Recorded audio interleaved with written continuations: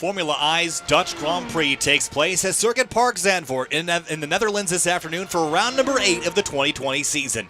The Formula 3 race earlier this afternoon was full of chaos and confusion. Will Formula 1 be the same, or will it be a little bit more orderly?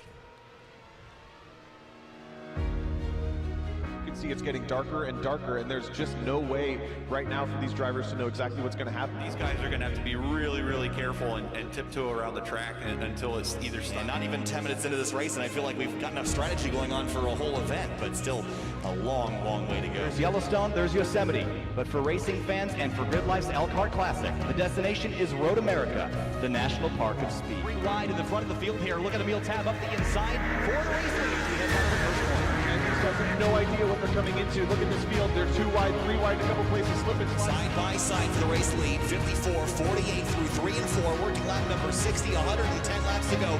Yusuf Ghali, power move to the bottom of the racetrack, making the short way work. They're going to touch down the hill. This will be a great run for Fuller here. Yeah, Tiffany ran off the track in the final quarter. That'll allow Fuller to get a massive. Here he comes. Does he have a look? Oh, big block here by Sanfilippo. Into the grass goes Ben Fuller toward turn 1. And Sanfilippo hangs on. He's loose. No! And he crashes hard in the exit of turn number 2. Don't try here, boys. They're going to do it. Let's go backs out. They touch. They're going to crash. Bridgeville going to slam the attenuator hard into the wall. And Sarah Testa hits him as well. And big damage on these cars. That's huge. More people are struggling for grip, going out of every single lane, even trying to then run. It's getting really insane. Powered by AWS for the Intercontinental GT Challenge, powered by Pirelli at the Indianapolis 8-hour. We are 7 hours and 18 minutes into this 8-hour. The braking zone for the bus stop. This is where Brussi really seems to gain on the start. James Howden looking for a place to go, but he's got Austin Cobb to the inside. A bit of a gap behind. I think that's about 15th or 16th spot as they come out of turn 3. Big slide over this. Getting a run. He's got it. Going to be a drag racing line. Final corner. Checkered flag waving. Here they come. At Virginia National Raceway. To the line. Thompson, Darling, door to door. Banging doors. Fender to fender. I can't believe what we just saw. Qualifying underway for the 8th round of the 2020 Formula I F1 season. We're at Circuit Park Zandvoort, where this morning the F3 Championship took it on, and I think pretty much everybody lost in some way, shape, or form. At the end of the day, it was Jan McKilla that came on through and won, but now we head to the Formula 1 cars a whole lot faster. Marco and Danilo Sanfilippo currently on provisional pole. Ronaldo Agusto 3rd, Corey Whiting 4th. Ben Fuller's in the field today, but noticing that we don't have a lot of drivers in the field today, Connor. And just as the same thing we saw in F3, just a small field for whatever reason. Is this going to be as chaotic as we saw the F3 race? Because usually it takes a lot of drivers to be chaotic. Today we saw that wasn't the case. I wouldn't think this would be as chaotic as the F3 race, but you really never know. We didn't really think anything. They got through the first 10 corners fine in F3, and then pretty much all hell broke loose, like we said. So there's really a lot of things that could, be unexpected might happen today. One thing that is definitely unexpected to me, Ben Fuller, a guy who usually when he enters a race, he wins the race. It doesn't look like that's going to be the case today at this rate. Only a 1:13.7 on the board. He's only 10th out of 11 drivers to take a time. Yeah, so we'll see what drivers can do. This is open qualifying today, different than our normal knockout qualifying format. Again, we are running open qualifying at this time, which means that everybody got 45 minutes to go run a lap. There's no Q1, Q2, or Q3. It's all together, and that's going to change the dynamic of the qualifying here just a little bit. Just about 17 minutes left in the qualifying session before we turn them loose for our Dutch Grand Prix. But just like we saw in the F3 race, do you think it was chaotic because people knew that there was only 2 drivers that didn't make it into the points, or do you think it was something else that caused that? I honestly think it was something else that caused that. I mean, the guys that started really the whole chaos in that race were the guys that were at the front, pretty much guaranteed big points if they just kept it on track, and they really just pretty much put everything out the window. And it wasn't just that first lap. We saw that type of chaos carry out all the way to the very end of that race with people going off when they really shouldn't have. A lot of really costly errors that we wouldn't see normally at any other track. Something's in the air, some sort of way. Something's in the service, possibly. I wouldn't expect to see this again, but you really just never know. Update on a couple drivers. One that I know about, Carlos Couton. Thanks for sending me the info. Carlos will not be racing at Zandvoort and will start from the pits at Silverstone due to a penalty from a lap 1, turn 1 incident at the Nürburgring last time out. So that was why Carlos will not be here today. There's Ronaldo Agusto running third right now in qualifying. He's been playing third fiddle to Danilo and Marco most of the season. I'm sure he'd love to dethrone them 3/10 back from the provisional pole right now. Charlie Bass is out here as well in the number 94.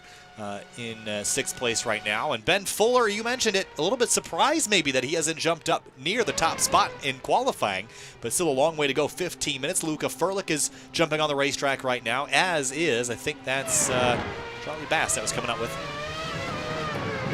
I'm going side by side. Not sure what the pit exit rules are, but it was definitely very close. The dotted line's pretty specific on where you exit. I think Bass got a penalty there, so he'll have to reset back to the pits. There's Luca Furlick in the Team Furlick number 06. Currently the last driver in the standings by about 3.2 seconds. I'm sure he'd like to go a little bit faster, and that's probably what he's doing right now. One of the things about this open qualifying is that it's led to a lot of space and time to get a lap done, but it's not quite as orderly as we would have maybe expected. Usually we got Q1, Q2, Q3. It's pretty well, everyone's got that sort of scienced out. This, I'm not sure people do. So it's about finding space and knowing when to run a fast lap because the weather conditions will constantly be changing. Look at the humidity, pretty much nothing compared to our F3 race earlier today. Track temp's a little bit warmer as well. Shouldn't be a big deal, but something to keep in your mind. Yeah, the track's warmer, not as humid, and definitely not as much wind. I doubt the wind played a factor in last race, but once again, you just never know how much of a factor that might have played in certain incidents happening here and there on the track. One thing where this is different maybe over the road racing, but I usually try to point one of those iRacing cameras up at the sky, trying to see where the sun is and if there's any clouds trying to get into that sun's way. That's what I usually look at when I'm trying to time a qualifying run in open queue sessions. So those drivers got to be really careful trying to look out for when they can get the perfect timing. This is a great view of turn number 6 here as we have a look at how the track kind of undulates. This is turn 6 into turn 7. And you can see the drop and the compression that the cars go under on this line. This is a really wild racetrack to drive on. I'd like to find someone who's going through it. Here is Emilio Fernandez-Garrido. Let's just ride on board. Oh, he's going to bail out on the lap here. I want to ride on board maybe with Cody Sandwith as he works his way through a lap. And we'll just sit here and we'll be silent and just watch him negotiate Circuit Park Zandvoort. Looks like he's also going to go around and jump on board Corey Whiting.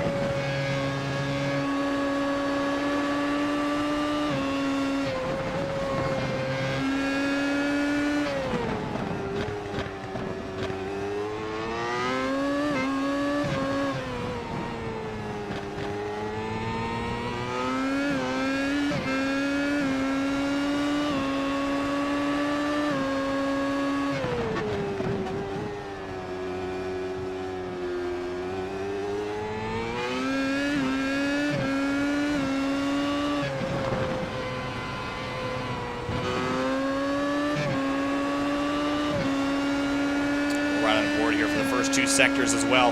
Notice how much faster we're going here though, Connor. The speeds that we're carrying compared to the F3 cars, we're running 22nd a lap faster times, so a lot more downforce being utilized. This track all of a sudden becomes very, very quick, where the F3 car is just moderately fast. And we saw the drivers in F3 kind of struggling with the lack of downforce they had. A lot of times coming out of the corners, they just couldn't get the power down. It's going to be much easier in these F1 cars, a lot more downforce, a lot more control over where your car is going, especially when you go to a downhill sort of fall like Corey Whiting just did through those sets of corners. It's almost like a roller coaster ride when you're going around a track with this much elevation change. And carrying well over 250 Ks around most of this track. Then you slow down for the middle sector there. Corey Whiting 4th in qualifying. Danilo Sanfilippo back on the racetrack right now. And currently looks like setting up for a flying lap. And he's about 75 thousandths behind teammate Marco Sanfilippo across the line now. We'll keep an eye here on what this lap will look like for Danilo. Into turn number 1, hard on the binders. A little bit wide in turn 1. He's going to loop it on the grass. Whoa. Did a good job not absolutely killing the tire barriers there. He's going to have to reset. He's got still 11 minutes to put another better run in here. So we're trying to see who we're riding along with. Steven Grabowski, I believe, trying to come out of turn 11 here, trying to get a good run down that back straight. And Grabowski driving for the Americas team, the pale yellow livery. A little bit hard into the chicane there, but you managed to pull it off. A lot of mechanical grip alongside the aerodynamic grip that you get here. And notice the SimTV decals on the front wing, so thanks, Steven, for that. And Man, look at the speeds. It's just amazing how fast they go through. I cannot wait. They haven't run the new Zandvoort yet, have they? No, because they were going to, and it got canceled next year, though. Gotcha. I would love to see that banking and how fast they'll be going through there. Across the line, start a flying lap. Severson Oliveira back this week on pit lane right now. Luca Furlick in the 06. Working his way around. He's jumped up to 10th. Ben Fuller, though, still at the bottom or towards the bottom of the order with 1:13.535. My bet would be that Ben Fuller does not have a lot of experience at this particular racetrack. It might be a situation where he maybe just bought the track, just trying to get back into the action. It's been a while since we've seen him in one of these races, so probably just trying to get back on the track, just trying to have maybe a good old time, maybe not trying to look for speed this week. Although I was saying it before, when you come here, when Ben Fuller does enter a race, he usually enters to win, so maybe he just doesn't have the qualifying pace. Maybe he doesn't have a qualifying set. He could just be entirely practicing for the race. We don't exactly know, but I would imagine that it would be much easier to practice for the race. It'd be to be prepared for the race if you're starting farther up the field than pretty much tail end. One thing I've noticed here is that there's just not a lot of room to take a breath. I mean, you get in the front straightaway to take a short breather, but the rest of the lap is really high intensity. You're constantly cornering, braking, or accelerating. Nowhere to really hang out. You got the Nürburgring, you got a little bit of that. I think at Monza you definitely get that. Road America even. I think this is more similar to something like Interlagos, where you're constantly doing something to the race car. You don't get a lot of chances to just floor it and hang out for a second. Maybe like the street circuit at Singapore. You only have the front straight and the back straight. Even those S's, like those high-speed S's, at this track, you really don't have time to really have any sort of breather, because you're still focusing on at least turning for those uphill and downhill left and right-handers. It's really, like you said, no time to really think about your next move. You just have to do your next move and just hope that the car just completely sticks. Dante out on track as well in the black and gold colors. Nice classy looking livery on this car. A couple seconds off pace, but trying to work up to it right now on the qualifying effort here. Danilo Sanfilippo unable to go quicker than Marco, and he's gone back to the pits. Here's the F1 APS red team car. Ronaldo Agusto in the number 2. I think he's all on his own today. No teammate in tow. It doesn't seem like he has a teammate today. His teammate would be Bruno Canovas. Canovas not here, so for sure, good observation there. Just look at him. I can't believe how they zip around that final corner. It's just so fast. And he's fast as well. A 1:12.144 puts him up to 5th. That's Ben Fuller. Wow. Finally showing some pace here. And still going for another one here. We'll ride on board here as he negotiates sector number 1. A little bit of a touch there on the curb, kind of knock the car sideways, climb up on the exit curb, now accelerate through. Very fast section here, just kind of threading the needle through the curbs up to the top of the hill. 25.3 first sector, then down the hill, downshift. And let the car settle all the way out, a little dust on the tires, then arc it in fast, jump the curb, and then brake, turn, and get the car rotated in. Nice line there for Ben Fuller, not too slow. Some of these corners you don't really want to be on the geometric apex, Connor, because it's just going slower than if you went the wider way around. Hey, tracks are these corners, especially those last few corners, are deceivingly wide. You have to be able to be absolutely precise, not to get completed that apex, because that's not really the preferred line. A bit wide there at a 13, 12 and 13, a really tight set of corners. You have to be really careful not to go too wide, as he's going to go wide at a 14 there, and his whole lap's pretty much going to be ruined. Going to have to reset. Watch the barriers. Don't want to back up. Just going to stop it in the gravel trap there. Charlie Bass on a lap right now, 25.8 first sector. Flies out such a fast corner through there. Arc it in, turn and brake at the same time. Little wide on exit. Bass will have to kind of square this one off to get a good run down the stretch here. Nice line from here. Yeah, 10 and 11, another really tight stretch of corners. Out of 10, you're going wide out of 10 to get the best run, but you got to jerk it all the way back to the right to get the best run you can through turn 11. Then you have this stretch 12 and 13. Once again, tight set of corners. As Bass way sideways, able to catch the car before he completely bend it. Going to come through turn 14, the last couple of right-handers. So much pace, so much speed through this last corner here. He's going to have the run up the line. Is this going to be a good one? We'll see. No faster than his best. He had to beat a 1:12.5. That's a 1:12.652, so no improvement. Cody Sandwith out on track right now. 25.5. This is a pretty decent first sector. We'll see if he can pick it up in the next two. That's where he lacked pace in his earlier laps. Currently 6th on the timing board. These guys going wide out of turn 11. It's a really tight corner. A lot of drivers just can't get the throttle down completely out of that corner, especially. Quick right-hander right over those curbs, using all of the curb you can in turn 12 to get ready for that slightly banked corner, turn 13. Sam with another Team Furlick car a little wide, did the same thing that Ben Fuller did and just looped it, got the tires on the grass, and things happen so fast. Dante out on track again, trying to run a quicker lap. Currently last on the board. Remember, only 2 drivers will not get points today. Those would be the drivers in 11th and 12th. Dante certainly doesn't want to be one of those. You can see this as a big opportunity. He hasn't, trying to see if he has scored points all season. No, he hasn't. So with only 2 drivers not getting points, depending on how many incidents might happen today, this could be a big day for Dante. We saw a lot of drivers grab points in the F3 race that normally wouldn't, just based on the car count and the way things unfolded. We saw a couple of our front runners in the points also have bad days. Dante will go off, and he will have a bad day as well. Ben Fuller back out on track, trying to go a little bit quicker. Is he on a flyer this time? No, I think he's gearing up for one next lap. He's got about 5 minutes left to run one. Trying to see if anyone is on a hot lap. I think everyone's starting one. I think Marco's starting one, Charlie Bass, Ben Fuller, obviously. Maybe Luca Freilich might be on one. Not quite sure. He might be the first one actually on a flyer here. Marco Sanfilippo, I want to know what his sector times are going to be. Time to beat is a 1:11.428, and he is the fastest driver on the racetrack. Tracks out wide at a turn 1. Nice tuck in for 3. Accelerate out, looking for mid-25s in the sector times. He might be down in the 24s. Not quite. 25.8. Not a super fast first sector. Oh, got into the grass there on entrance of that long downhill right-hander there. Turn 8, I believe. A quick 2 right-handers, turns 9, turns 10, and to be really careful to get all the way to the right to get the run up on the turn 11.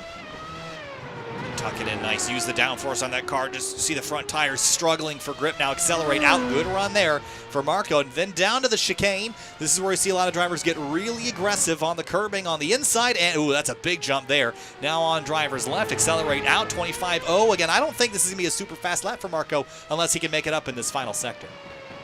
Also not quite sure what the corner cutting penalties might be, because those drivers are really starting to abuse that right-hand curb on turn 12. So we'll see if that comes into play here in the main race here, as that's going to be a 1:13.1 way off. So we'll see if he might have warmer tires, see if he can muster up something better here this time. Ben Fuller, 25.4. That's a pretty decent first sector. 24.8. That's better than what Marco Sanfilippo just ran. Ben Fuller needs to beat a 1:12.144 to improve on his best time of the day so far. Good run out of the chicane that time. Wow, they just rip through these corners, don't they? And especially through this one. I can't get over how cool the cameras make that angle look right there. It just looks so amazing. He's going to get around up to the line. Not looking too fast, a 1:12.3. No quicker for him. Taking a look, I want to have a look at the track temperature to see if it's climbing. It was 75. Now it's 77, so it's getting harder and harder to run fast laps. Cody Samwith is back out on the racetrack, though, trying to take the opportunity. 25.7, not a bad first sector. We'll see if he can improve in sector 2. Well, a little wide. Yeah, really going to lose a lot of time going wide right there. Look at how much down he's going to use all the way down for he can through turn 11 right there. You can see the understeer there. The tire just did not want to grip. Yeah, he might need a bit more downforce before this race starts, but not too much time left to make any sort of adjustments. What you have is what you have. He's going to use all of the curbing he can through that left-hander here. 25.3, not a great second sector now through 13, 14, and 15. And onto the front straightaway, needs to be to 1:12.2, and I'm not thinking he's going to get there. 1:11, 1:12, no he will not. 1:13.003, no improvement. Steven Grabowski's out on track right now, and it looks like he's gearing up for one last flyer. Wow, they're going by so fast. Yeah, you can't blink. You'll definitely miss them, so no blinking today for sure. Keep your eyelids wide open. This is going to be a big one. Kind of surprised to see Danilo is not looking like he's going to challenge for the pole, but kind of just going to let Marco have it if no one else knocks Marco off, because Danilo not even in the car right now. Yeah, he won't get another chance to run a quick lap. Here's Grabowski into the chicane, down to about 100 Ks, 70 to 80 miles an hour. Accelerating on out. Now we'll ride on board here for the first part of this lap. All the way out to the edge. Now tuck it in tight and start this new lap. It's all about getting this run on this last corner, not understeering off the course. Nice run there for Grabowski down the front straight, starting a flying lap. This will be his final attempt here at qualifying to go any quicker than 7th. And Ronaldo Agusto actually in the chat, he did point out, you were talking about that track temp getting higher. That's probably why Danilo isn't on track. The track temp's getting higher. This the sim time, it started in the morning, so it's only going to keep climbing higher and higher. So the track temp's going to go higher. Obviously, the times are going to go higher, so really no reason for a lot of these guys to go out there when there's really no time to be gained. 25.5, good sector for Grimoski. I'm interested because it doesn't seem like sector 1. Oh, he's way off the racetrack into the gravel. That's an Armco hit for Grimoski. That time is out. Yeah, wow. It's gonna be it for his qualifying session for sure. Ben Fuller still on track trying to improve. He actually almost improved last time at 112.169. It just wasn't enough though. Coming around for at least one more go at it. Marco Sanfilippo is on track trying to improve on his time. Yeah, Marco slow first sector. I don't think he'll go any quicker. Ben Fuller, he will get one more go. This time obviously just warming up for a flyer. Charlie Bass is the only other driver out on track. Good first sector, but big moment there in sector 2. That seems to be the tricky one for most people. A mid to high 25 is a good first sector, but everyone's all over the place in sector 2, and that is really where it seems like time is being lost. Yeah, sector 2 is really with those corners that the lack of downforce really shows. Sanfilippo's not going to finish his time, but the lack of downforce in sector 2 really shows how those drivers are really having to manhandle their cars to get any sort of rotation, any sort of drive off these corners. It's really tough there, and it's really gonna matter if you can get through that corner, those sets of corners.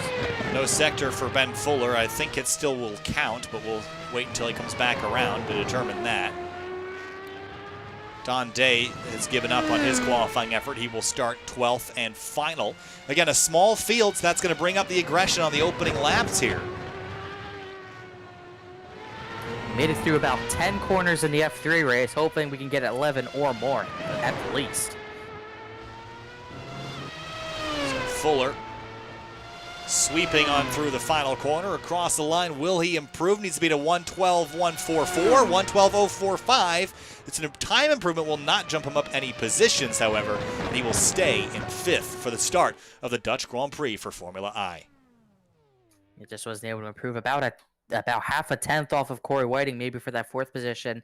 One position might not seem as much, but in a standing start like that, it could make a huge difference on that run up into turn 1. So with 20 seconds left here in qualifying, Marco Sanfilippo, Danilo Sanfilippo will share the front row as they have many times this season. Ronaldo Agusto starts 3rd, Corey Whiting, then Ben Fuller, Cody Sandwith, Stephen Grimoski, Charlie Bass, Emilio Fernandez-Garrido, Luca Furlick, Steverson Oliveira, and Don Day is your starting lineup for our Dutch Grand Prix. Now, as we noted in the F3 race earlier today, something is amiss here. Whether it's with the racetrack or what, there's something not quite right. Oh, good to know that my DPI has changed on my mouse. Good to know. But something's not quite right here. So I'm going to do a preemptive theme reload here just to make sure that everything is ready to roll here. Let's restart all this.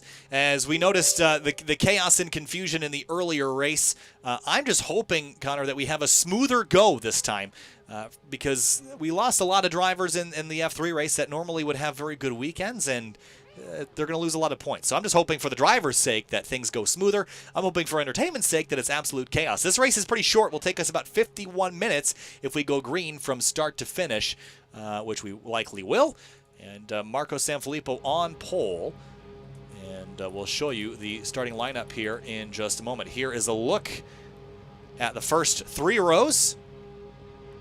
Move on back to the final 3 rows as we get ready to go racing for the Dutch Grand Prix in Formula I at Circuit Park Zandvoort. You're watching Sim TV. 12 drivers going for glory in the Netherlands. Green flag flies. We're racing in a slow start for one of the cars in the back. That's one of the... Ronaldo Agusto, the 3rd place car down into turn 1. In trouble for Corey Whiting. He's off in turn number 1. I think he was the one who got into Agusto, and his car just wouldn't turn into turn number 1 straight into the tire barrier. His day pretty much already done. Well, Ben Fuller started 5th. He's up to 3rd place already as they chase the Sanfilippos down through turn number 6. Luca Furlick and Cody Sam with the Team Furlick cars 4th and 5th on the opening lap. Corey Whiting already out by the looks of it. And what a dramatic start as we saw in the F3 race. Actually not sure why Corey Whiting went into the barriers, because I think, actually looking at the front wing damage, you can kind of see on Ben Fuller visible damage on the left front of his front wing. So I think it was him who got into Agusto. Not sure what happened to Corey Whiting.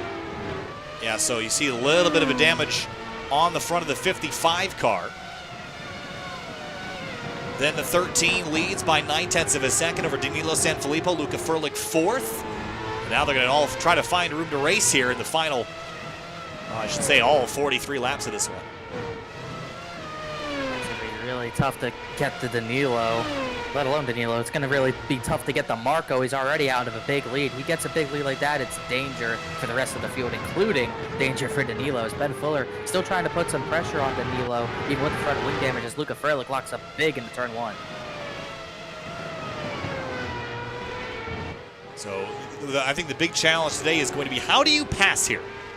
I mean, this is a challenging racetrack to drive on your own, and then you have aerodynamic weight to worry about if you're Ben Fuller following Danilo through some of these faster corners. That's not an easy task to accomplish. So passing is going to be a challenge with the speeds of these cars that we're seeing. It's also going to be a pretty quick race. As I mentioned, only 53 minutes from start to finish. We'll be done by 2 p.m. Eastern, which is about half an hour earlier than we usually are. Yeah, going to be pretty early exit for Coy Whiting, and it's going to be a pretty quick race. As you were saying, Coy Whiting's still trying to lift that car around. He really has no wing on it. He finally just got the pit road. It's really going to be tough. You got to have to time the runs where you pretty much have to. Out of those final couple of corners, you kind of have to time the runs so you get the perfect slipstream down that front straight to the run up into turn one, the heavy braking zone. Also the same for the back straight, trying to get the run up into 12 and 13 to maybe make a lunge for that position as well. Really not many passing zones. You kind of got to use your runs wisely when you can. F1 APS red team car, Ronaldo Agusto, big mistake on the opening lap, could not get the car going, and now attacking Garrido into turn number one, unable to get on by. Took a lunge up the inside, couldn't get the car down there. Lucky we don't have like tire cutting any sort of wing, because a front wing to the back of his tires, he probably would have had one go down. He probably would have limped his way back to the pits like Coy Whiting had to, but he's still in the hunt all the way back in ninth, but still has plenty of time to make those positions up, just trying to make one step at a time, trying to get by Fernandez Garrido here. Well, unfortunately, I think any chance at taking a race win away from the Sanfilippos for Agusto is pretty much gone. He's running lap times that are a couple seconds off of what the top drivers are running right now at the front of the field. Noticing that even Ben Fuller's about a half a second off. So the Sanfilippos, they're in a position that they were in at Road America earlier this year, where they were the fastest drivers on the racetrack, but they both had problems. Think back to round number one. They both had issues. It was Ben Fuller that ended up winning that race. So Fuller might be kind of feeling some deja vu back to the National Park of Speed round one, and he might be in a position to sneak in there if these guys make a mistake. Perhaps he could be, but at the same time, you got to think, how much is that left front wing damage really affecting him? This is a track you're going to have to use as much downforce as you can, especially in that second sector. How much is that really affecting him, as he's a full second off of Danilo Sanfilippo, a few tenths off actually both of Sanfilippos, really not able to keep any sort of pace up, although he is still trying to pull away from Luca Furlick in fourth. Ronaldo Agusto has gotten by Garrido, riding on board now with Charlie Bass in the number 94 as he chases down Grimoski and Cody Sandwith in the Team Furlick number 32. Grimoski getting chased down here by Charlie Bass. Really tight into these sets of corners. Got to be careful you don't go wide, getting too far under pressure. Grimoski trying to keep his head here pretty early on, as Ronaldo Agusto is still trying to mount a huge charge in the field.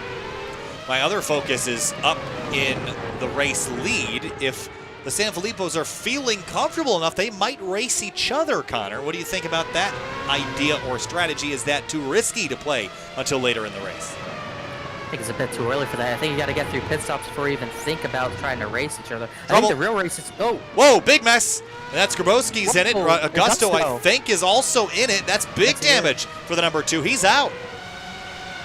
Trying to see what happened here. Charlie Bass was getting to the back of Grimoski. Trying to see what could have happened. Grimoski spun. Fernandez Garrido also got damage. Oh, yeah. So Grimoski spins, and then the other teammate just piled in there. Not really anywhere for anyone to go. That's just unfortunate. There's nowhere for go. Really, out of that turn especially, there is really no room. It's pretty much one groove only. Grimoski turns himself, and Bass... Oh, Ben Fuller. Ben Fuller's had trouble. From third place, the number 55 has gone around. Oh, trying to see what happened. That's an unlikely place to go off. That was out of turn 3, going into the hairpin in turn 4. Just runs off a little wide. And does he make contact? Oh, just misses it. And around went Luca Furlick and Cody Sandwith. So he got back rolling, but he's all the way down in 8th place now. This has just been par for the course here at Zandvoort this afternoon, Connor. It has just not been easy for anyone. Yeah, I think it might not be just iRacing. Obviously, iRacing is going a bit messed up today, but this is a lot of drivers with a lot of inexperience at a track like this. Not a track, even the official series don't really go here that much, so a lot of drivers are trying to get acclimated to how this track races. Ben Fuller being one of the many drivers caught out today. I think that's a big point. Is we talk about racetracks that drivers have a lot of experience at. Think back to Road America. That's a track that isn't super technical, also sees a lot of action in official series, and most people in the service have a lot of laps at Road America. Zandvoort is one of the places, as well as the Nürburgring GP, that a lot of people don't have experience driving at because it doesn't pop up on official schedules all that much. So, this is one of those places where if you didn't practice, it's going to show, and if you're not a quick learner, it's going to show as well. The drivers that practiced and can figure out conditions on the go are going to have a lot better time. Ben Fuller has a look, whoa, at Stephen Grimoski. Oh. That got really dicey. This is for 7th.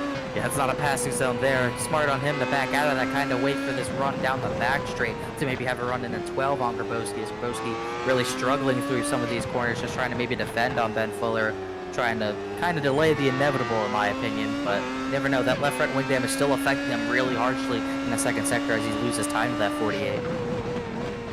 Into the chicane now. Nice line there for Ben Fuller, and going to be a long climb out of what could have been awesome for him today. Ronaldo Agusto out of the race, 3 laps down. Corey Whiting in 11th place as it stands.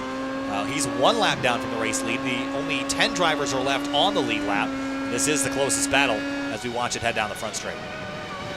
He's got a huge slipstream, but just not quite enough to go for that lunge that he wants to dive for in turn number 1. Kind of still trying to look at that. It's not much of a race really, but at the same time, I kind of thought Marco would pull away more from Danilo, but they're still kind of staying right next to each other, about maybe a second or so difference. So these two drivers might be together to the very end. We'll have to see. Riding on board with Severson Olivieri, you see behind him Grimoski and Fuller both closing in. They both ran about 3 to 5 tenths quicker than Olivieri last time by. So this will very quickly turn into a 3-man fight for 6th place on the racetrack. But Ben Fuller might get the one on Grimoski done before they get to that 6th place number 30 car. You'll have to see if they get to Olivieri. If there was an award for being the best defender of the race, Olivieri would have surely gotten it at the Nürburgring. It seemed like he was playing defense every single lap of that race. He was able to hold on for a decent points finish. He might have to do the same thing today, riding in 6th with 2 hungry drivers on his tail.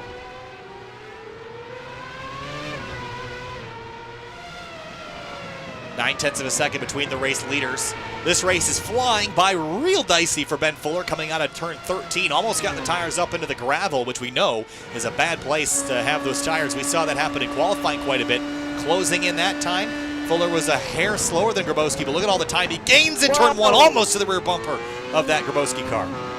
Grimoski got real sideways out of that corner. I think he got a bit shook by how far Ben Fuller sent it. He might send it into turn 4 as well. Not quite, but he had a really good run through there. Grimoski just trying to do anything he can to just keep it on the track and stay in front of Ben Fuller at the same time, as he's still trying to chase down Olivieri at the same time. Through turn number 7 and down the hill into 8, Ben Fuller using that downforce. See the push on the car following that 48 of Grimoski. Over the curb, big hit there. Watch that front wing. But Grimoski is closing in on Olivieri very quickly in that F1 APS silver car.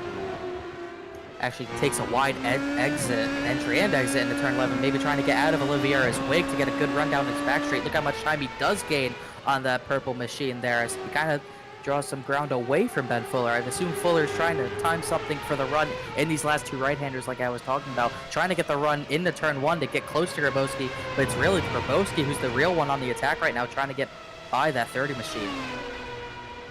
Working lap number 10, this time through across the line. Grimoski feeling pressure from Ben Fuller into turn number 1. 3 drivers all fighting for 6th place now. Sanfilippo and Danilo Sanfilippo, 1.1 seconds. As you mentioned, Connor, I would have thought they would have separated a bit more by now, but they're both very equally talented, so I think they're just kind of running in the wake of each other at the moment. Saw in turn 4, Grimoski left the door open to the inside for Ben Fuller. Fuller couldn't take advantage. They're going to be all stacked up on each other for the 6th position in a few corners as Grimoski closes in on Oliveira, and Ben Fuller all over the rear diffuser of Grimoski at this moment. Yeah, got a bit too much curb there in turn number 8. Car off. That's Cody Sandwith. That was the 4th place car. And he's out. Yeah, that's big damage as these three are going to continue to battle. That's huge damage. He absolutely binned it from the 4th position, like you said. Just got too much on the curbing, Connor, and we talked about these cars are not really geared for this amount of attack on this racetrack. Hits the anti-cut and slams the Armco. That's it for Cody Sandwith for Team Furlick, which is such a shame because right now the other team car is on the podium as it stands. That's Luca in 3rd. Yeah, behind the Sanfilippo team, they were in line for the best points of the day. That's unfortunate.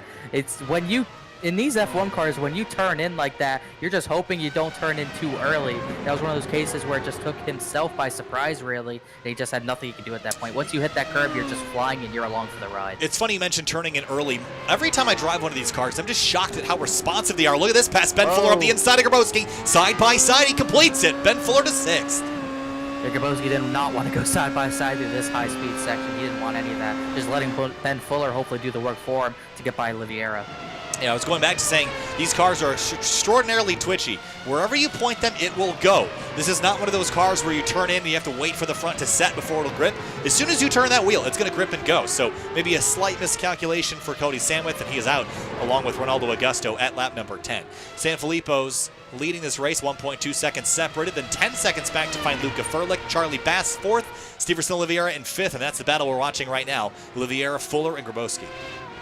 We got to talk about Charlie Bass a little bit more here. His best finish has been, I believe, 8th twice. He's all the way up into 4th after all that's happened. This would be a huge result for him. Well, this is why when nobody shows up, this is a good day to come because it's great points for the taking. And don't work harder, work smarter, Connor, and I think that's what Bass is doing today. Down into turn 1, Ben Fuller, big dive on the brakes for turn number 1, and he's there. Oliveira leaves him in the lane, and they're going to drag race up out of turn 1. Is it going to be a tight section? Usually don't want to be side by side into turn 3. Oliveira a bit wide through there. Ben Fuller going to stick it around the outside through turn 4. Dead even out of the corner. Oliveira no drive off. Ben Fuller all of a sudden up into the top 5. That was a great pass on the outside of turn number 4. Move Fuller back inside the top 5. Oliveira's not completely done though. Back to 5th. Now he's going to hold off Grimoski, who's 7th, and he's hungry to go up there and run down Fuller again. I think Oliveira is slower than both of these drivers, as Cody Sandwith has retired officially. Ronaldo Agusto, the only other retiree, but that 48 is still faster than Oliveira. He just hasn't had that sort of magic that Ben Fuller just used up to get by. There he goes! He's around. And into the fence. That's big damage there for Grimoski, front and rear. And just like Sandwith and Agusto, he'll have damage to repair. We'll see if it's terminal for Grimoski. Not too bad. Should be able to repair that front wing. We go back to the front. Marco Sanfilippo and Danilo Sanfilippo. 12 laps in, separated by half a second. They got a 12-second gap on the next fastest car. And here's Oliveira and Fuller. And Oliveira's going to go back around the outside, take the spot away from Fuller. Wondering if Fuller had any sort of problem out of that final corner. He might have gone sideways out of that final corner, which might have let Oliveira back by. So Ben Fuller's going to have to work even harder to get that position back. Will he try around the outside again? No, looks inside. Oliveira having none of it. Fuller wants to get back by. Almost got back into the throttle a bit too early. Grimoski's hit pit lane. He'll try to fix that damage. As we see Fuller, he might have a look down the inside of turn number 8 here. This is a very scary place to pass. He'll back out. Oliveira tries a rim ride around the outside. Now Fuller has a look up the inside for turn 9. Can't do it. He'll stay in line. Yeah, looking back on that last lap, it was at a turn 14. Ben Fuller got into gravel a little bit, lost all his momentum, let Oliveira pounce. Ben Fuller's going to take a wide arc into turn 11 here, trying to get the run down this back straight. A really good exit, not all the way to the diffuser, but he's going to have a big run, maybe a lunge into turn 12 here. He's going to go for the look. He's going to go for it. Oliveira leaves him the space. He's leaving him plenty of room, but he's going to take the shorter way around. Fuller's going to accelerate. They touch. I don't think Oliveira thought he was going to try to jump to the outside like that. It's going to be costly, even more damage probably to the front wing of Ben Fuller. As you can see, it's really pushed up now. Yeah, I can't really say that was Ben Fuller's line to take there. That was sort of a non-opportunity and maybe a bit too aggressive there for Fuller, but he's going to pay the price now, lose 0.6 of a second. So we go back to the front, 0.4 between the teammates. And with a 13-second gap, I'd have to feel a bit more comfortable maybe battling it out with a teammate. You'll have to see here. I think the last time they were really battling this closely for a win was, I think, at Monza, and that came down to pit strategy. I can't remember. I'm trying to see who did win that race. It was trying to see. Not at Monza. I think it was Catalunya. In Spain, it was Marco Sanfilippo who got the better of Danilo on pit strategy. Marco was able to get into the pit lane first, and Marco was able to, get away with that victory because of a good pit strategy. This might be another case where it comes down to who gets into the pits first. Going back to the battle for fifth, Steverson and Ben going at it as they have been. Whoa. Ben Fuller using everything he can, all of the tires he can out of that turn 11 here. I can't say he's probably not happy with Oliveira, but it's really Oliveira who should be probably more upset with Right, Ben I was going to say, Fuller. I mean, he just tried to stick nose in a place where I get it. I just don't think that there was really a hole there to go to. You have to let the car in front of you track out, really not alongside enough to demand that side-by-side space. But either way, I'm sure there was a disagreement, and Fuller did back out. They didn't collide beyond just a slight touch, but you do see there's a little bit of left front damage on Fuller. I don't think it's hurting him, but I think it's going to fire him up. Look at turn one, took a big swipe at Oliveira in that first corner. Really trying to put the pressure on Oliveira, trying to get this 30 machine out of his way. He's going to look to the inside. Oliveira shuts it down, trying to get a better run out of turn 4 here onto this little straightaway here. He's going to have a huge slipstream advantage here. Is he going to go for the move? It's a risky place to go for the pass. He's going to look to the right. Now he's going to look left and stay in line. Oh, into turn number 8, down the hill again, drop off a cliff. But Oliveira's got the spot. Ben Fuller has to back out. Now the quick right-hander is up over the curbs for Oliveira. Fuller stays a full car width off, trying not to damage that suspension and that wing even farther. But I guess the real passing opportunities come in the first sector of this racetrack from what we've seen. Also in the turn 12 as well. It's one of the more risky passing zones coming up here, but Ben Fuller not even close to make any sort of dive. Oliveira, we'll see. He might start to pull away, but even with that front wing damage, Ben Fuller is still looking very strong. If only he didn't have the front wing damage, where would he be on track? I'm not sure that it's causing him a whole lot of strife. I'm sure it's not helping by any stretch. I don't think it's slowing him down all that much. But through the final corner to complete lap number 14 for these drivers, Oliveira 1:14.691, a 1:14.857 for Fuller, 2/10 loss because of the mistake there earlier in the lap. Yeah, he's really trying to drive it into turn 1. That's where he gains the most time. He really sends it into turn 1, but he's able to make it stick, and it carries that momentum carries him all the way to that turn 4 hairpin, gets him all the way back to Oliveira. But once he gets up here to Oliveira, there's just nowhere to go, nowhere to pass, unless you're really daring under the brakes. I think he might have wanted to go for it. Oliveira kind of swerved a little bit, shutting him down. Oh, a little bit wide there. Fuller had to back out of the throttle. You mentioned attacking turn number 1. It's a confidence thing. I mean, these brakes are so good. There's so much downforce on this car that these things essentially stop on a dime. The problem is it takes a lot of trust in the car, in the setup, in the track surface to brake as late as Ben Fuller is. He's basically braking at the latest possible opportunity for this car to get slowed down. I think Oliveira is leaving a little bit more on the table there, trying not to lock up or do anything else silly in the braking zones, but it's costing him some time. Yeah, sooner or later, I think Ben Fuller is just going to get tired of it and finally go to his side through those S's. I wouldn't be surprised if it would be this lap if he gets even closer. He might even have a look into turn 4. He gets such a better run through turn 3, goes diving to the inside in turn 4. It's just a matter of time before they either come together or Ben Fuller finally has to take the position away. Yeah, Fuller carries a lot more speed to the center of turn 1 as well. And then this whole first sector, I think the 55 is better, and then I think it swings back to Oliveira in the second and third sectors here. But you see Ben close right up, but there's nowhere to pass here for another about a sector and a half. So he has to sit behind in this arrow wash, and he'll lose some of that ground he just gained unless he's going to go up the inside here for turn 8. No, backs out. He's got to work on timing his runs a bit better. He's got to either work on getting the run out of turn 11 up into turn 12, or he's got to work on getting an even better run out of 14 and 15 to get the run into that heavy braking zone in the turn 1 that he has such a big advantage in. He's just mistiming his runs here. Great battle, though, for 5th spot. No other battles on the racetrack to show you at the moment. 33 minutes of racing left here in the Formula I F1 World Championship, round number 8 of the season. Fuller right up to the rear wing of the 30 car. Almost took a swipe at him there again. Be a good time to look at his cockpit cam through turn 13 there. He almost completely lost the car. He did a good job saving it, but he lost a lot of time. On the front straightaway now, half a second back. This is very frustrating for Fuller because I'm sure he feels like he's got a gun with no bullets right now. He just can't take a shot that's not going to backfire on him here a little bit. So I think Ben's gonna, the frustration's going to increase here, and you see Oliveira misses apex, and that's the kind of thing that Fuller is going to be even more frustrated at, is he sees the driver in front making mistakes, and he's unable to capitalize and go for it.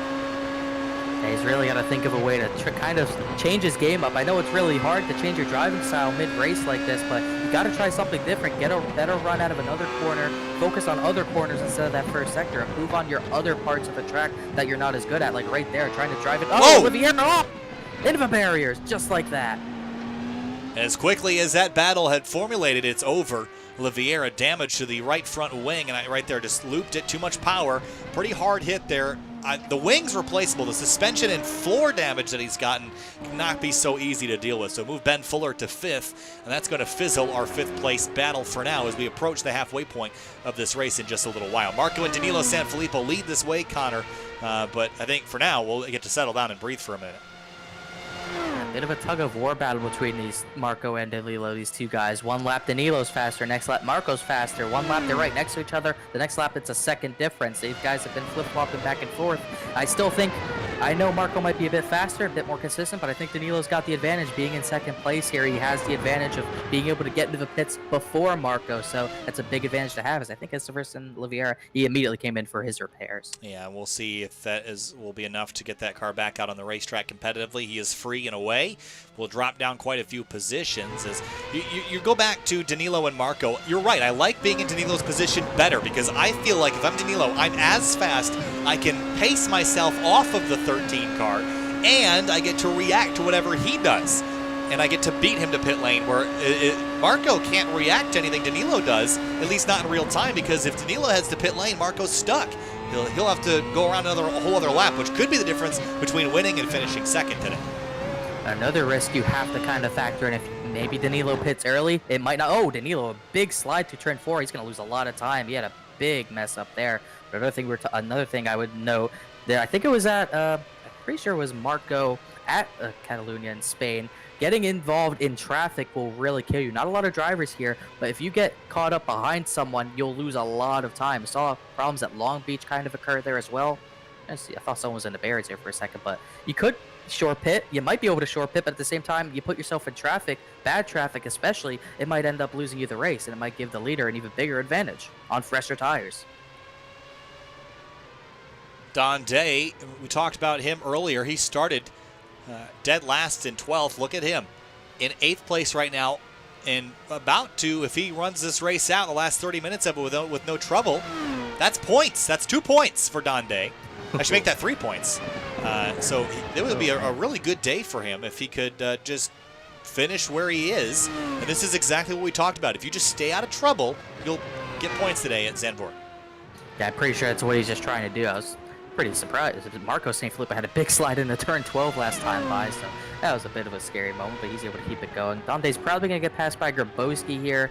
Grimoski a few seconds faster than Dante, so we'll see if there's any trouble with that pass. Not a very meaningful battle for 8th, but still points nonetheless for these two, especially Grimoski, who was definitely running way better than he is right now.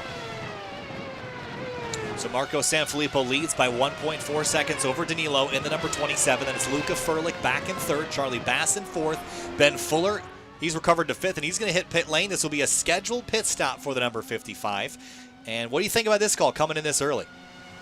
I don't mind. He got to try something to get back up there, get some more positions gained. He's also going to have an opportunity to get that front wing fixed. There it goes. So he might be able to gain some time on the leaders. Definitely way too late to get into a position to win unless these two somehow get together, really mess up. But I like the decision. Got to try something different, maybe get close up to that podium. The reason why I like this call, let's have a look here at our top runners at the moment. How about Danilo Sanfilippo? Have a look at the lap times here. His previous lap, a 1:14, or excuse me, well, that time was a little quicker, a 1:13.851. We'll look at Marco here, for example. 1:14.060 his last lap. His best is 0.8 quicker than that. I think we're seeing some tire fall off today, Connor, and I like pitting earlier rather than later today. Yeah, we haven't really seen that much fall off in the recent races, but this would be a bit of a different story here. The tires definitely do die, especially in that second sector. I keep talking about it, I know, but that second sector where you need so much downforce, you need the tires to really cooperate with you. They're going to wear out. You're really not going to have to you're really not going to be able to lean on them like you were in the first 2 or 3 laps. So it definitely matters to get some fresh tires earlier. Well, I think that's why they're wearing out, is because of the speeds that they're carrying through. And you do lean on the tires a lot more here than you do at a place like the Nürburgring. So Dante Grimoski, this is a battle for 8th here. Connor, looks like Day's going to pull over. Smart move there. Don't fight a fight that you don't need to fight. I think it's just about getting points for Dante today, and so far, so good. Another thing back to the tire fall, that makes that undercut that much more valuable, especially for Danilo Sanfilippo. He's starting to drop back a little bit. Gained last time, like I said, a bit of a yo-yo here. I think he's lost some time to Marco this time. Might be a good time, getting close to halfway, might be a good time to drop into the pits. Here he comes. I think that's exactly what he's going to do. Yeah, he was like you read our minds. He's going to come hit pit lane. I love this call. Ooh. I think this is the call to do. Question is, will Marco respond, and will that negate the gain that Danilo has? If Marco stays out a couple more laps, I think it's a no-brainer. If he pits next time by, I'm not sure that this call will work for Danilo. And this is exactly how Danilo lost the race at Spain. He didn't react to Marco pitting. It cost him a lot of time, but he came out in very heavy traffic. That lost him that race to Marco in Spain, excuse me. So Marco's going to make sure he doesn't make the same mistake his teammate does. He has to come in, surely. 8.3 seconds stop, 26 seconds on the pit lane. Now we're going to wait for the race leader to hit pit road. He has led 21 of the 21 laps that we have completed so far, so he's led every single lap. I don't think he wants to give it up now. As he comes on through the middle sector here, I'd expect him to hit pit lane in response to the teammate, but he might not do that, Connor. Maybe he's on his own strategy, but I would imagine that he would want to keep that lead and do exactly. Oh, there's Grimoski. He's gone around for a spin. Oh. He's going to have to get it back going. No harm, no foul there. The only thing I'm concerned about for Danilo, he had a really slow pit entry. He was down, pit speed's about 37 miles per hour. Marco. He was down to 25 as Marco is going to come to the pits immediately. In my opinion, a much faster, a much better entrance into the pits for Marco than it was for Danilo. That could be the difference between winning or losing for these two teammates. 20 laps ago, next time by, Marco Sanfilippo is going to hit pit lane. It was an 8.3 second stop. 2 seconds in for Marco. Where is Danilo on the racetrack? It's out of the final turn right now. Oh, Marco's going to have a huge lead on him, I think, as he comes back yeah. out. There's Marco. Here comes Danilo. Ooh. And no advantage gained by Danilo, so that was a failed strategy there. I think it was really the pit entrance. Like I said, he had a really slow pit entrance. That cost him a lot of time. And he wasn't really in traffic, just really kind of botched his entry and exit. I thought Marco might have crossed across a little early, but I'm not really sure what the rule is on that, so he's probably fine for all I know. That's a good question. Here's a look at Marco's pit exit here. And from my understanding, Connor, without a blue cone, I don't think there's a blend line that you have to follow. I could be wrong about that, but I don't think he'll get a penalty for that. I feel like I would have heard something about it, because there's that line there. It might have something to do with the line and crossing over. Not quite sure, maybe. but It either way, he's got a big lead regardless. He's even got maybe the extra 2 seconds over his teammate Danilo. So we'll find out if Marco has to serve a penalty for a blend line violation. Next time by will be 20 laps ago. Luca Furlick for Team Furlick out front. He's going to stay out and lead another lap or two here. And this will be his first lap led. And he'll come on through. I would imagine he'd pit either next time by or the time after. 2.8 seconds between the Sanfilippos right now. That's the closest battle on the racetrack as everyone's sort of found their own room to race.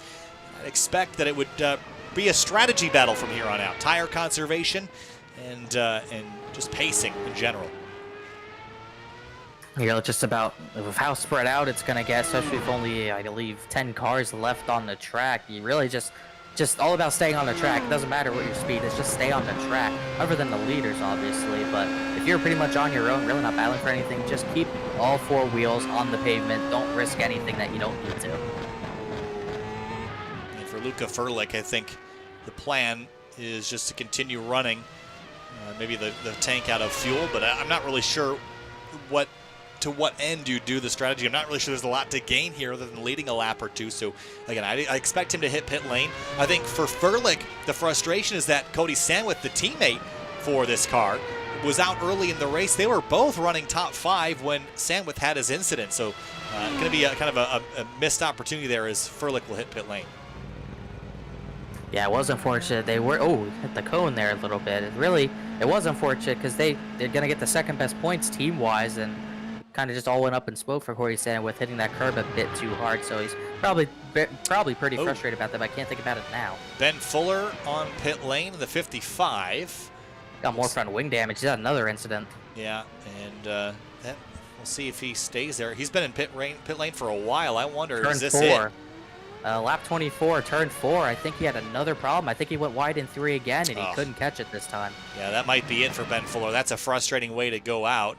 Fernandez Garrido in pit lane in the number 11. And keeping an eye on Danilo Sanfilippo. Last time by was a full half-second quicker than teammate Marco. So I know we still got a long way to go, but I wouldn't count out the 27 just yet. He might just be really driving hard to gain that lost time back, and I'm pretty sure Marco, if I was guessing, I'd say Marco's probably just trying to cruise a little bit, save his tires until Danilo finally gets within striking distance where he realizes he's got to kind of pick up the pace. So I wouldn't be surprised if Marco's just cruising, just waiting. Charlie Bass, I just saw speed go to 0. He's not on pit lane. Yes, he's in the gravel. Oh, and big damage. He really messed up the front wing and probably the suspension as well. Same spot, I think Corey Whiting went off. No, Cody Sandwith, excuse me. In place Sandwith went off, I think. Yeah, just caught the grass on entry and slid off into the gravel. And, that was a pretty sizable hit there, unfortunately, for Charlie Bass, who is having a good day. And that will put a damper on the success that he's had so far. Yeah, it was all the way up to 4th. And it's going to really be big for guys like Fernandez Garrido and Esteverson Oliveira. Might get more positions out of that because Bass surely might have to pit for that. But saying that, still has a decent gap back to Esteverson Oliveira. So we'll see if he pits. I would think he'd have to, but he's going to stay out another lap. Yeah, it's 6.5 seconds. That gap will come down. That damage is fairly severe, but we'll keep an eye on this as the rest of the race goes on. Ben Fuller likely retired, unfortunately. This is a far cry from the opening round of the season where he ended up beating Marco and Danilo Sanfilippo at Road America. Marco and Danilo continue to run.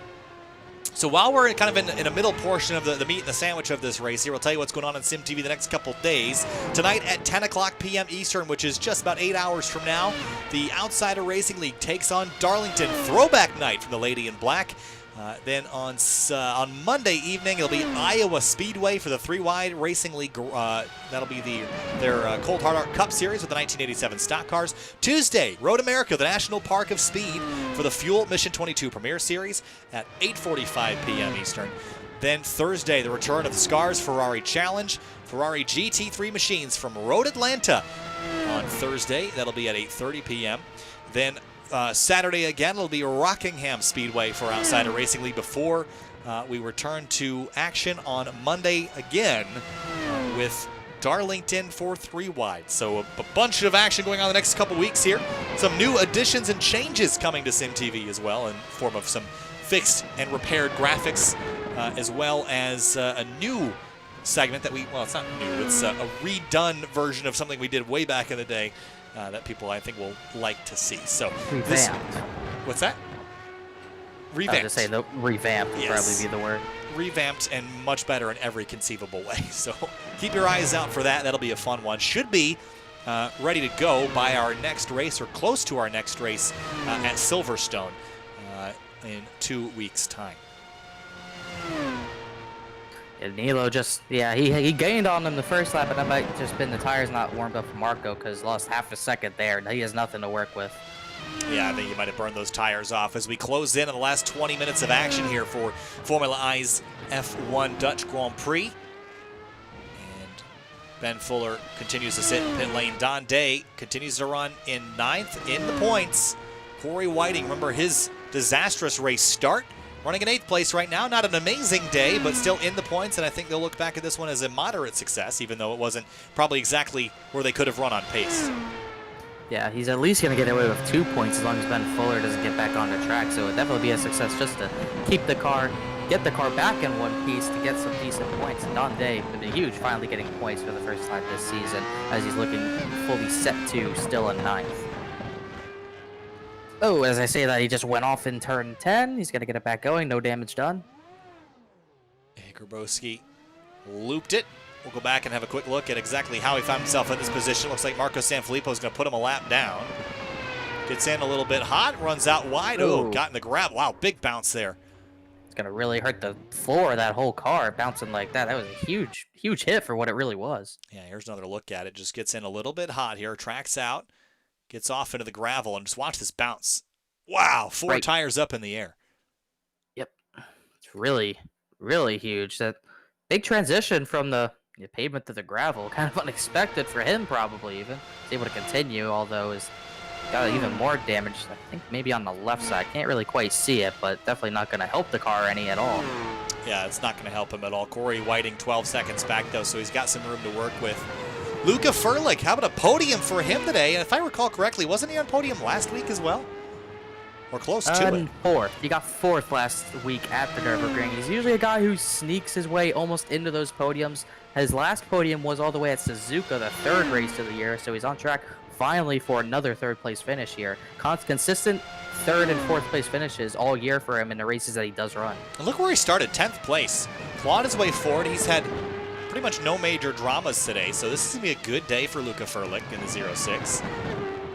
And we'll see if he can finish it out. About 17 minutes worth of racing left. About 15 laps to go. Make it 14 this time by. So getting down to the last couple minutes of this race. And this has been a weird week. A track that not a lot of people are familiar with. A lot of people struggling with it in many different ways, both in F3 and F1. Small fields. But I will bet that Silverstone in 2 weeks, that's going to be a big field. And I think we'll get back to normalcy at least a little bit. I also imagine we'll see one of the most competitive races on a track where these cars really belong and fit very nicely.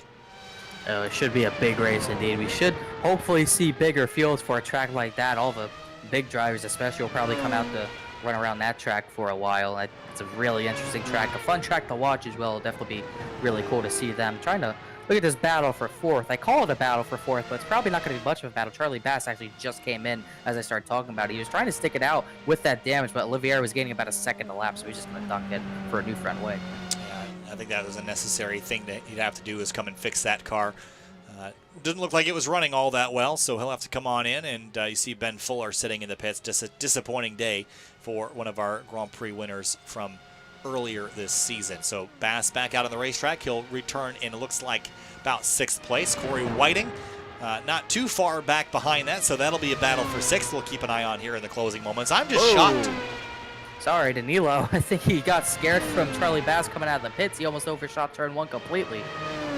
Well, what I was going to say about Danilo was the pace has completely gone away on this car. Now, they did run, Marco and Danilo, only about 20 thousandths of a second apart from each other, but I thought that Danilo would be able to close the gap on Marco, but he has been unable to do anything with that, and in fact has been trending the wrong direction. Yeah, he just can't do anything. He doesn't have the fresher tires. Ben Fuller's finally officially retired from the race. So, yeah, he pitted early. He tried to get that undercut, just didn't work for him. Also, Stevie Grabowski is back in the pits. He actually wrecked going through the fast S's section. It's just been a really tough day for the 48. Not a great day at all by any stretch. Luca Furlick in a great position. Severson Olivier, how about 4th place for the F1 APS Silver Team car today? This would be a great run for them. I know he'd want podium, but 4th place is not bad. They've had a very up and down season so far. Oh, it'd be huge for Olivier. I'm trying to see. Last time he's only gotten, I think his best finish might have been 6th back at Long Beach, 10 points there. Otherwise, a couple of 6th and 7ths, a couple 8ths here and there, but this would be huge to get a near podium. That'd be very big, definitely a confidence booster if he can hold on. Running nicely and smoothly. Does have to keep an eye on Emilio Fernandez Garrido behind him, because he was running about a second quicker a lap, and we have about 11 laps to go, and Garrido is only about 5 seconds back, so our battle for 4th is certainly going to pick up before the end of this race happens. We'll see if Charlie Bass have anything to say about it, because he does have the fresher tires. Not quite sure how far behind he is. I don't think he's... I'm keeping an eye on Olivier versus Garrido is the one I'm watching. 4.3 seconds apart, with Garrido closing very quickly. Yeah, it probably will be the battle to the very end. Decent points at stake for those guys. Olivier, like I said, his best finish was around 6th. Emilio Fernandez Garrido, his best finish, I think he actually got a 3rd or 4th at that Long Beach. That Long Beach race was completely insane. Might have been even more insane than the F3 race today with how many contenders were out in that one. A lot of big point stays that week, and pretty much the same thing this week. Garrido running in 5th right now, 3.7, closing this gap so quickly. I wonder if Oliveira's got any damage that he's dealing with. Doesn't look like it, but struggling with pace right now, and he's really going to struggle to hold off Garrido here in the final 10 laps of this race if he doesn't pick it up just a little bit. I wouldn't be surprised if he's able to defend well, though. He's, like I said, from Nürburgring, he's one of the better defenders in the series, so I wouldn't be surprised if Garrido has a lot of trouble when he gets to Oliveira. Well, and you also have to wonder, can Garrido keep the car going the right direction? We've seen a lot of drivers complete passes that immediately loop it or spin out after, so there is a focus on making the pass complete and not doing anything silly after you complete that pass. Marco Sanfilippo leads the way. This time by will be 10 laps to go for the Fratelli Capone Corsa car. He's another 0.2 faster than his teammate last time by, just pretty much cruising at this point, getting it to the very end. In front of his teammate yet again, is trying to see how much more this fight will heat up. Another about second taken out of, about 1.1 seconds taken. Garrido took out from Oliveira, so this is going to be even way before the white flag flies. These guys are going to be all over each other in about 3 or 4 laps time. The best thing that Oliveira can do is surprise Garrido in some way, make him do something that will put him in a compromising position, make Garrido make a mistake, and that will buy him some time as Garrido runs a little wide. And be careful for Garrido that he doesn't make his own mistake here and reduce his opportunity. Because we all know, Connor, that getting there is one thing, passing's a whole different situation. And still 3 seconds back, he's still got work to do. It's going to be interesting to see how he deals when he gets into that bubble of air. We see pretty much at every track how much that dirty air will affect him once he gets into the wake of Oliveira. It's going to be very tough to make that pass on one of the better, hard drivers in this series, battling for the best points of the season for himself, for both these drivers, really. Final corner for Garrido. And you see that gap now, 2.4 seconds between himself and Steverson Oliveira, who's going to dive into turn number 1. Relatively conservative line, 1:15.5 to a 1:14.9. 0.6 gain for Oliveira, or excuse me, for Garrido that time by. Dante in pit lane and damaged. This is exactly what we didn't want to see from him, and he's really been that. No front wing whatsoever. I think this was in the S's again. He's really killed it. Probably going to grab driver's yeah, right there. Going to run off the racetrack and just could not stop. Wow! Oh my goodness. Well, there's your answer. My goodness, out of the ballpark and everything. That was weird. That almost looked like he didn't have brakes, but he definitely got on the binders at some point, I think. That was very odd. Once he hit the gravel, it's like getting into ice. And he's just going to get into it and just launch off that wall. That is an unbelievable He's definitely crash. he's not one of the faster drivers on this sim, but that looks like a hardware error. I wouldn't expect him to make a mistake that big. That looks like a hardware issue of some sort. I don't know. Often, the gravel is pretty bad. The front tires, they don't lock up though. Yeah, it's an odd place to go off though. We've seen people just barely get their tires off there, but he didn't even come close to making the corner. I'm just not quite sure. Very odd indeed. Well, Marco Sanfilippo continues to lead by 6 seconds over his teammate. Fernandez Garrido, 1.5 behind Steverson Oliveira. 4th place under attack here with what is coming to be about 5 laps to go in just a minute here. So, going to be a race for 4th place. We'll see if Oliveira still has anything left in his tires. I can't imagine how hard Fernandez Garrido's been pushing his, as we've seen him go wide a few times, getting very close to going off on entrance and exits here. He's giving his car everything he's got. He closes so much in the turn 10 and 11. Wow, look at how much he just carries so much more speed. Pays a bit of a price on exit, but he's overall able to keep a great pace with Oliveira. He's all over him now. Less than 9 minutes remaining of racing here from Zandvoort in the Formula I F1 Dutch Grand Prix from the Netherlands this afternoon, as Oliveira struggling to defend from Emilio Fernandez Garrido. Coming on through, this time to 8 to go. Dante, meanwhile, he's gotten his car repaired. He's going to go give it another crack at it, as you see Garrido kind of weaving there, telling Oliveira, hey, I'm here, get ready.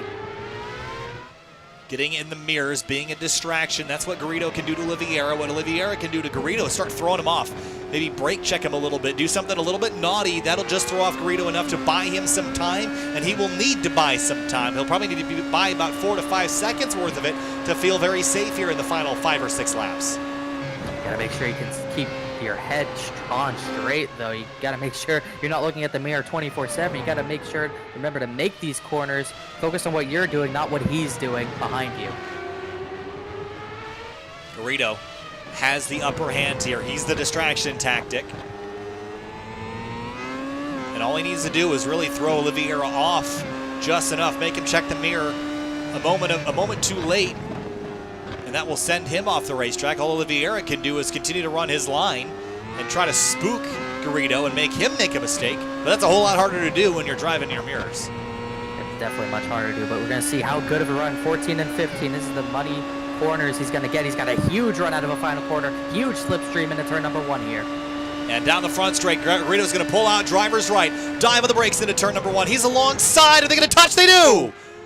And Oliveira just barely gets his tires off into the dirt, able to keep it off the tire barrier, but a big bulldozer move from Fernandez Garrido up into the 4th position like that. Wow, that was something. Oh, it was definitely something. I'm sure they'll disagree on how that happened. Yeah. We'll see if Oliveira could even drive that thing back. Don't know what kind of suspension damage might be made from that. He's actually getting lapped right now. Just kind of got bulldozed out of the way. Yep, and that'll happen. And move Garrido up to 4th place.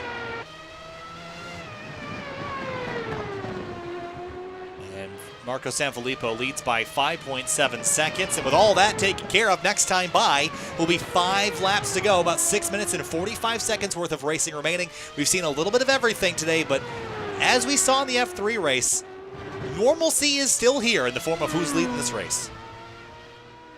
Yeah, it's not just who's leading the race, but who's on the 2 top steps of the podium. This Sanfilippo Oh, he's team. off! Sanfilippo, big cut through the chicane. He's left to give up a bunch of time here. And that will let Danilo close in just a little bit. It's not going to be significant enough. He might have gotten away with it. How? Yeah, I'm not quite sure. He didn't cut it completely. He went really wide after he did cut that part, so he really might not have even gotten a slowdown. And again, not quite sure what the corner cut penalties are, but it is one. I can tell you that. He managed to only give away about 0.8 of a second in return. So looks like he'll dodge a bullet there, but that's a mistake you do not want to repeat with less than 5 laps to go. I saw him slide away. I saw in the 12 earlier in the race. I saw him slide through there. He's able to catch it before he cut any sort of corner, but that time he just barely caught it before disaster happened. Watch this. This is just a moment ago coming out of turn number 4. Watch the rear tires. He's going to light them up and leave tire marks behind him as he leaves the corner. He is driving, and he is not giving up. Putting pressure on Danilo to run faster and faster, but Marco has lots of control over this race right now, and I don't think he needs to be driving quite this hard. Maybe he's pressuring Danilo to be faster, but he's really only pressuring himself. There's no reason to try to drive any harder than he already is. I thought he was cruising, but he's trying to set faster laps, trying to set a purple lap, but that's pretty much damn near impossible at this point. Got to just back it down a little bit, Marco. 4 laps to go this time through for Marco Sanfilippo for Fratelli Capone Corsa from Zandvoort. We've seen a whole bunch of drivers have really bad days today, but Marco and Danilo have had very good days so far, and with 4 laps left, 5 minutes of racing, just don't make a mistake. Might have another battle on our hands soon. We'll have to see a 15.6 from Esteverson Oliveira, a 14 flat from Charlie Bass, who's back there in 6th. Both a 1 lap down, but Bass making up time on that 30 machine with the damage that Oliveira might be nursing here. Only Danilo comes in between this battle. Yeah, I think Danilo will have to get through Oliveira, which is going to create an interesting situation. Oliveira will have to kind of heed. Remember, blue flags are not what they are in iRacing here. They are not just an advisory flag. They are a mandatory pull-over flag. So that means for Oliveira, he will have to move over and let Danilo on by. That will let Charlie Bass have a really good run at that number 30 5th place car. You know, another incident in the turns 3 and 4. Fernandez Garrido did the same exact thing Ben Fuller did. Wide in turn 3, back to the right, hard into a tire barrier, really hard into a tire barrier in turn 4. So now he's nursing a lot of left front wing damage. So we'll see. He's 8 seconds ahead of Oliveira. We'll see if that condenses down. 3 laps to go this time by for the race leader, Marco Sanfilippo. as they start lap number 41. Oliveira is going to pull over driver's right. Danilo's going to get a big run, sweep to the left. And now Charlie Bass is close enough to have slipstream. Look at the run he's going to get into turn number 1. 3 to go. And Bass is closing on Oliveira. And they're also closing on Garrido up the road for 4th. Garrido, a lot of damage. We'll see if he's able to tough it out for that 4th place finish. They're all getting lapped at the same time. This is for big points. Garrido's going to have to really try to limp it home. No point in pitting now. He's going to have to tough it out.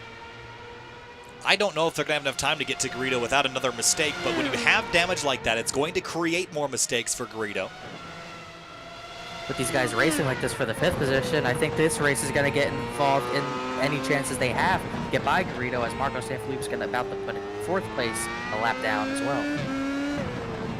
Oliveira went protective in the 11 there. It's going to give Bass a really good opportunity to get the run down the back straight. Couldn't get the run he wanted. He got up on the curbing a little bit. Garrido's off a little bit in 12. He's going to lose a lot more time as they're going into turn 12 right now. Big dive into turn 12. Charlie Bass able to make it work up into the 5th position just like that.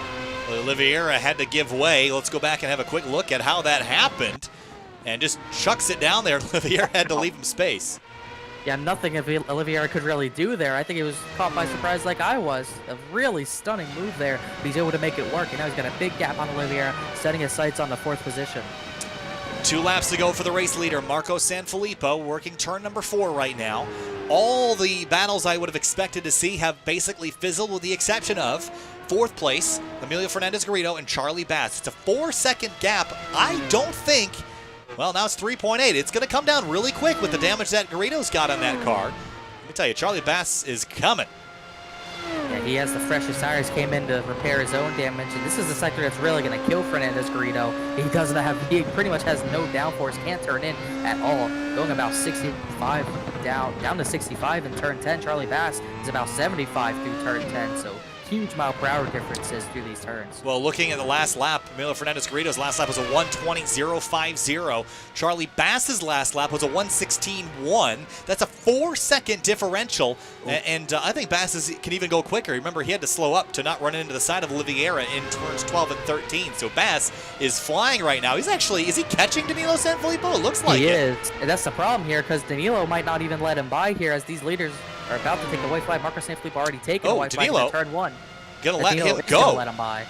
He knows he knows what battle's really important right now. Final lap, white flag for Marco Sanfilippo for Emilio Fernandez-Garrido, 1.8 seconds. There is Charlie Bass. This is a battle for 4th here on the final lap of Zandvoort.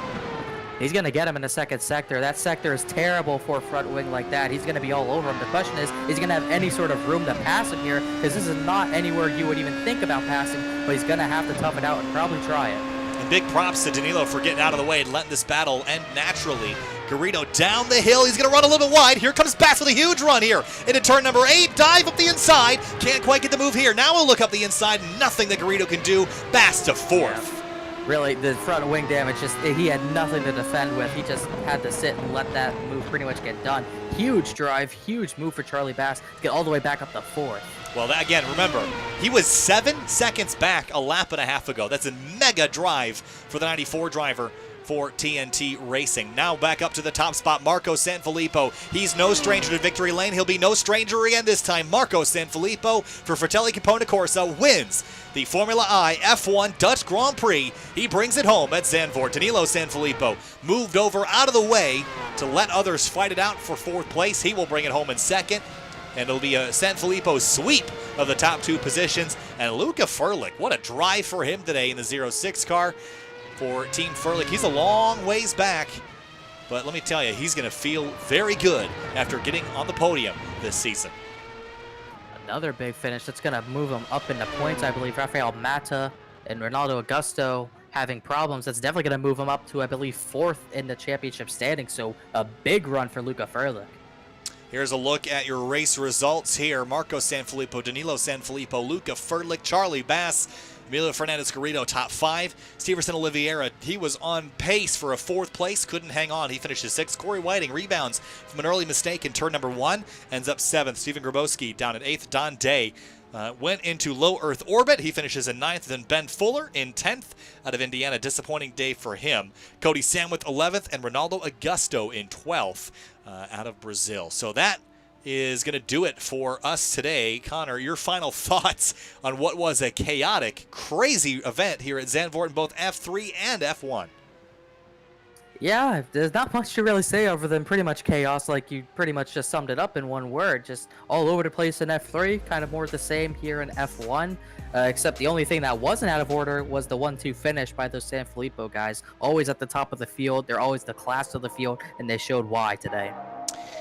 Well, that's going to do it. We won't talk to anybody this afternoon. I'm sure there's lots of discussions going on internally this afternoon, but we'll be back in 2 weeks' time for Silverstone Circuit and our British Grand Prix. Thanks so much for watching here on Sim TV. We'll see you again tonight at 10 for Outsider Racing League from Darlington.